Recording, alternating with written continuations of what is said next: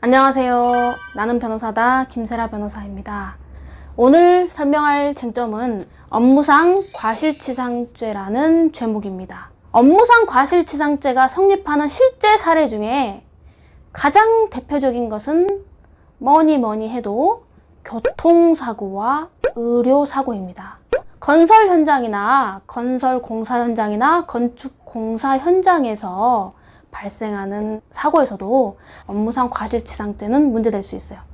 대체로는 교통사고, 의료사고, 건설 공사 현장에서의 사고, 이 세 가지 사건 사고에서 문제될 수 있는 것이 업무상 과실치상죄입니다. 교통사고는 꼭 고속도로에서 발생하는 자동차 대 자동차만의 사고를 의미하는 것이 아니라 자전거 사고라든가 택시나 버스와 같은 대중교통수단에서 발생하는 사고에도 업무상 과실치상죄 의율이 가능할 수 있어요. 그리고 의료사고는 흔히 우리가 알고 있는 성형외과, 산부인과, 치과 이런 데 뿐만이 아니라 한의원, 산후조리원, 심지어 무면허 의료행위에도 업무상 과실치상죄 성립은 가능해요.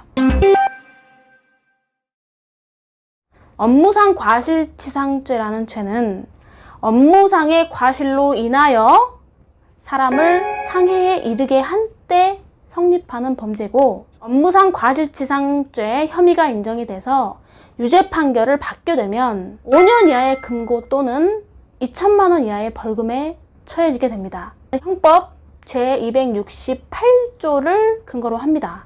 참고로 업무자라는 신분이 없는 단순한 과실치상죄의 경우는 500만 원 이하의 벌금, 구류, 과료에 처해진다는 점에서 이 업무상 과실치상죄는 엄청 중하게 처벌된다는 거예요. 업무상 과실치상죄가 성립하려면 업무상의 과실로 인하여 사람을 상해에 이르게 해야 되는데, 여기서 말하는 업무라는 거는 일반인이 생각하는 그런 업무랑 달라요. 우리가 보통 국어적인 의미, 일반적인 의미로는 일을 하면 그게 업무라고 생각하잖아요. 근데 형법상 업무의 의미와 특히 업무상 과실치상죄에서 말하는 업무의 의미는 일반인들이 생각하는 것과는 좀 차이가 있습니다. 일단 여기서 말하는 업무는 사람이 사회생활상의 지위에 기하여 계속적, 반복적으로 행하는 사무를 뜻해요. 그런데 업무상 과실치상죄의 경우는 사람의 생명이나 신체에 위험을 초래할 수 있는 업무에 해당해야 된다는 요건이 추가됩니다. 또한 형법상 보호가치가 없는 무면허 운전행위라든가 무면허 의료행위, 건축허가나 건축면허 없이 이루어지는 불법적인 건설행위, 건설 현장, 이런 경우에도 형법적인 보호가치는 없지만 사고가 나서 사람이 죽거나 다치게 되면 업무상 과실치상죄는 문제될 수 있어요. 그래서 업무자의 개념을 규범적으로 해석해야 된다는 점을 항상 유념을 하셔야 됩니다. 중요한 대법원 판례 몇 가지만 한번 소개해 볼게요. 첫 번째 판례는 우리가 흔히 골프 캐디라고 하는 이제 골프장 경기 보조원 분께서 골프 카트를 운전하다가 해당 골프 카트에 승객들이 탔겠죠. 근데 보통은 이제 그 카트를 출발시킬 때 손잡이 잡으세요 뭐 이렇게 하잖아요. 근데 이분께서 그거를 확인을 안 했어요. 보통 우리가 골프 카트가 골프장에서 왔다 갔다 하면 매우 서행을 하잖아요. 워낙 천천히 서행을 하죠. 사실 약간 놀이기구 타는 느낌일 수도 있고 아주 천천히 서행을 하기 때문에 그게 무슨 사고가 날 거라는 생각을 사실 잘 안 하죠. 아주 천천히 움직이고 정해진 코스로 가고 뭐 누구랑 충돌한다거나 부딪힐 일도 없죠, 사실.